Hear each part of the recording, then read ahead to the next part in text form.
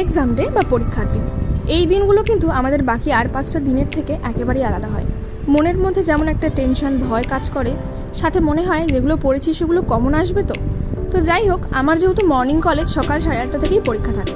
আমার কলেজে internal exam শুরু হয়েছে, তাই সকাল সকাল ঘুম থেকে উঠে ফ্রেশ হয়ে কিছু খেয়েই বেরিয়ে পড়তে হয় পরীক্ষা দিতে।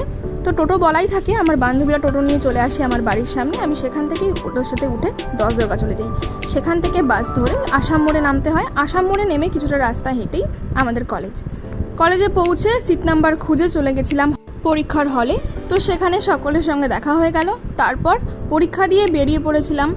আমার একটু লাইব্রেরিতে কাজ ছিল, ক্লিয়ারেন্স নেওয়ার ছিল, তো সেটা নিয়ে রেজিস্টারে সাইন করে তারপর বাইরে এসে উঠে পড়লাম বাসে করে আমরা সবাই মিলে চলে আসলাম 10 দরগা। তো সেখানে সেদিন বাস ছিল না, আর সবাই ভীষণ টায়ার্ড ছিল।